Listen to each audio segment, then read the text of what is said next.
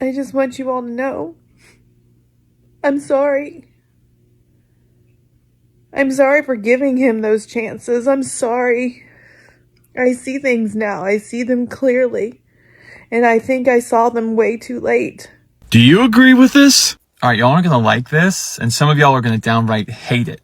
But it's the truth, and you need to hear it. We have got to be ready, especially as Christians, not just to forgive, but to welcome and embrace MAGA folks when they finally wake up and realize they've been bamboozled.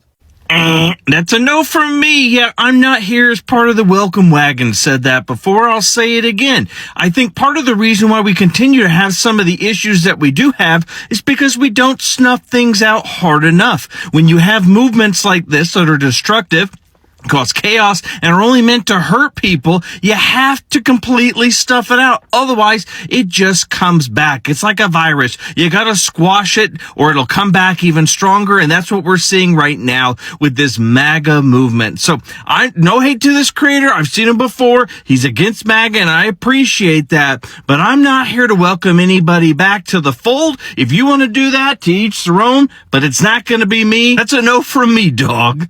People do not owe you forgiveness for finally leaving MAGA. They just don't. And I know that that's not a popular sentiment with people, but I completely stand by that. I was scrolling and came across a video of somebody that was in tears because they were talking about how they've been deconstructing and they finally left MAGA, but they don't ever want to be a part of any political party ever again because of the backlash they received. And the backlash, mind you, being people going, I'm sorry, but it's too late. You've caused so much damage. Like, I can never forgive you, which I think is completely fair, and it shouldn't be expected to get an overwhelmingly positive response given the situation we're currently in. I can understand the fact that people are saying, oh, we should welcome them with open arms. I completely get that, but when you for 10 years have been telling people to look around and observe the things that are right in front of their face, especially when the things are racism, misogyny, transphobia, hatred, homophobia, and they can't see it, after 10 years, you're gonna be like, okay, well, too little, too late. Like, I've been screaming it at your face and now people are dying. I'm sorry, but anyone that is a triple voter of that man is partially responsible for that. If your response to people rightfully criticizing you as someone that recently left MAGA is to now threaten to continually not vote in the way that is going to stop this stuff from happening, then you weren't deserving of forgiveness in the first place. Because clearly you still don't get it. I'm glad that there are people that are willing to forgive and move forward and, welcome these people with open arms, but it should not be the expectation that everyone is going to want to do that or be okay with it, especially with how many people have been killed, deported, imprisoned, and everything that we're seeing in our current climate. Forgiveness should not be the expectation. And if you are someone that left MAGA, we're very happy that you did that. I hope you continue to deconstruct and teach the people around you. You also have to accept the criticism and the fact that you have harmed hundreds of thousands of millions of people, and people are going to hold you accountable for that. Does that suck? Yes, but that's part of the deconstructing. Many people are not ready to forgive because they are still carrying their wounds. Families have been torn apart by ICE. People have died. The rising prices, cuts to Medicare, Medicaid, racism is even worse. So people are asking, where was that grace and kindness when they chose to vote against my community? And now that it's affecting them, they want our forgiveness. So let's get to see more reactions. Then I'll come back with more commentary, all right? Let's dive into it. We are at a point where we cannot forgive MAGA. Trump administration and their supporters need to be held accountable for the actions they have taken over the past year alone. We haven't even made it to year 2. That's the crazy part about this whole thing. Whoever plans to run for president in 2028 has to be serious about holding them accountable, putting people in jail, and abolishing ICE. And the Republican congressmen, you guys need to start holding those people accountable because they haven't been doing anything amongst this, and that's their whole damn job. And we also need a plan for the Supreme Court, as they have shown that they are not abiding by the law. They are abiding by partisan politics. And if they cannot abide by the rules of law that were set before them, then they need to be removed, or we need to start stacking the court. A plan must go forward to hold these people accountable. Because I promise you, and I think you know, is that if you do not hold these people accountable, they're going to do it all over again. We have to be better about holding these people accountable, making sure they all go to jail, abolishing ICE. There's no more room for conversation. It is time for us to act. That is to every Democratic candidate running for president and every Democratic elected official going forward. You have to take actions against this. Otherwise, they're just going to keep being bullies. And frankly, we've had enough of bullies. So there's an ongoing discussion going on as to whether or not we should forgive MAGA. And I'm honestly torn, but I will say this. If you change with the expectation that you will be accepted, you're going to be sorely disappointed. You need to change for you. And it's an unfair burden to put on other people to forgive you. Some people may accept you, some people may not, and you have to be okay with that. And some people say that saying sorry is hard. Actually, I disagree with that. Saying sorry is easy. Showing that you're sorry and showing genuine remorse and genuine change is the hard part. You have to be okay with some of the vitriol that's going to come your way. That's part of deconstruction. And if you fall back into MAGA because you're not accepted, or, you just want to be accepted back into your friend circle again, guess what? It's not actual change. Real change is hard. It's painful sometimes. And you have to be okay with that. So that's my 2 cents. I will never forgive MAGA. I will never forgive the people who decided that they weren't going to vote. Hate is costly.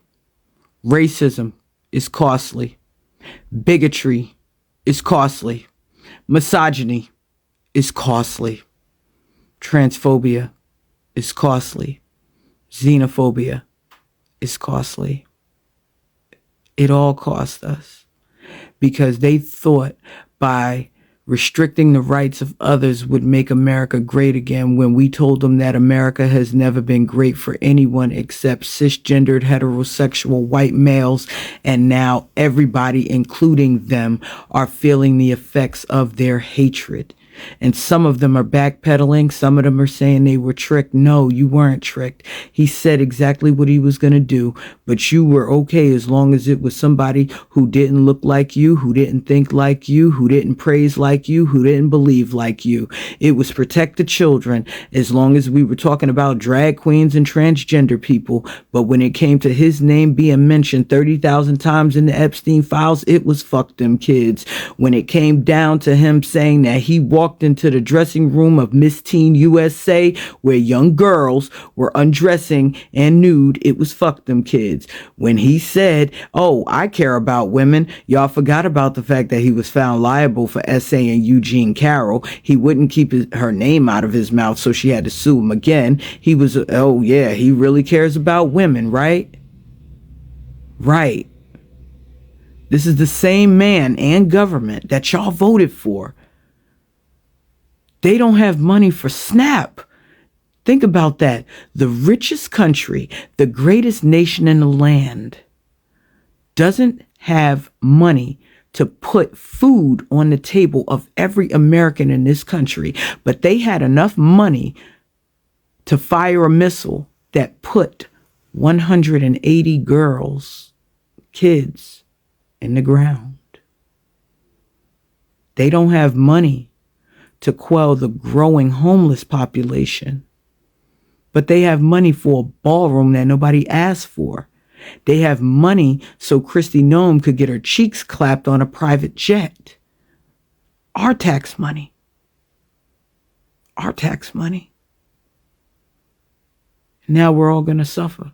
Buckle up, because this is a controversial one. Should we forgive the people leaving MAGA? I've gotten a ton of comments from people who say they will never forgive them, full stop. Others say we can't just yell at them as they leave, or they will stay with MAGA and continue to do more damage before we can wrestle control of the country back. Others make the point that they don't deserve the coddling, and if they aren't willing to face the shame of their actions and need to be shielded from them, how are we supposed to trust that their leaving is even likely to stick? I've had some very eloquent points made in my comments about the danger of allowing these clearly self-serving and untrustworthy people anywhere near our BIPOC-led movements. That would be like inviting Bruce on Nemo's field trips and saying, hey now, he's reformed, when anyone complains, despite the fact that Bruce proved that he can't control himself if there's any blood in the water. Here's where I stand. No one has to forgive anyone. These people have done serious relational damage to my BIPOC community. Obviously, you do you. Did you think a white woman was going to tell you how to behave? Probably because we are the worst, but that's another topic. To my white people, you don't have to be their best friend, you don't even have to like them, but it is our responsibility to educate and police ourselves. We didn't do that, and a whole Nazi party was allowed to flourish. You don't have to congratulate them or tell them that they're amazing for leaving. All I'm saying is that you treat it like it's a normal and positive thing for society, which it is. They are exiting a cult that encouraged and amplified their fears and hate. Encourage them to keep learning and to find more people like them that are getting out. They don't belong in spaces with minorities. Unless they do major work to deconstruct, they cannot be trusted. But that doesn't mean that they should just have to stay in MAGA. At a minimum, please just show some indifference toward them so that they can work themselves out with their own community of ex-MAGA. No forgiveness necessary, just an appropriate level of tolerance. I went to the supermarket. I was curious about how much a pound of ground beef costs.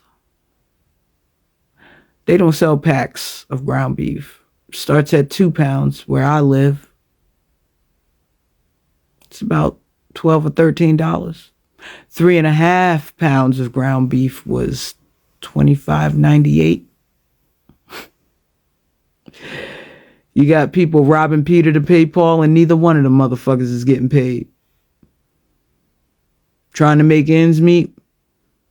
One end is on one end of the street. The other end is in another state. Them ends ain't meeting. But this is what y'all voted for. This is what you wanted. We will not forget. I didn't forget when he said he was going to indemnify the police. He may not have indemnified the police, but he certainly emboldened ICE, didn't he? So much that they have unalived Alex Preddy, Keith Porter Jr., Nicole Renee Good in front of her wife. They were essaying a woman in a detention center so she could see her kid. 16 women have miscarried in ICE detention centers due to the harsh environment and treatment. And a few young girls and women have come up pregnant because they're being essayed too. People are choosing between prescriptions and rent.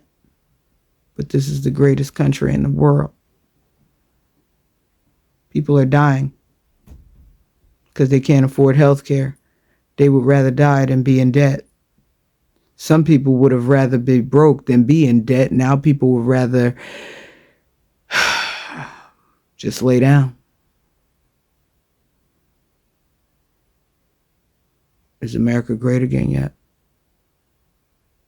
You see, you don't get to ask for grace after you didn't extend it to others, because for many people, this isn't just politics. This is lived experience, because families have been separated, communities divided, trust broken, relationships have been ruined over politics, and many people learned nothing from his first term despite all the warnings that were given, but they ignored and still chose him. People are saying it's too late to forgive, not out of hate, but out of exhaustion, because people have been warned for years and they didn't listen. They heard what Trump was saying during his first term about the immigration, but they still went ahead and voted for him because they wanted to harm others. And political choices, they have consequences. They always ripple outward beyond the voting booth, but people only understand it when the weight of those policies, when they see them reflected in their own lives. So when Trump voters say, please forgive us, many people are now asking, where was that energy when they were voting to harm others? Regret can be real, yes, but so is pain. Understanding can grow, but trust takes time to rebuild. Nobody can just reset everything and pretend nothing happened, And it's so deep that many Americans are saying that the damage that Donald Trump has done to America in so many ways is beyond fixing, and it's gonna take years to recover from this, because he has alienated the USA from the rest of the world. Even its own allies, they cannot trust America anymore. So starting a war in Iran has also created a global crisis, and now the world is going to suffer because of his own consequences. When you look at America now, it is more divided than ever. Racism is now even worse. People are being discriminated now based on their own skin tone, even at workplaces. Some people are using ICE as a tool of fear, even at workplaces where people are threatening to call ICE on them. Things are not okay in America, and it's only God who is going to rescue. So thank you so much for tuning in. Be sure to like, subscribe, and share. Have a good one. I'll see you in the next video.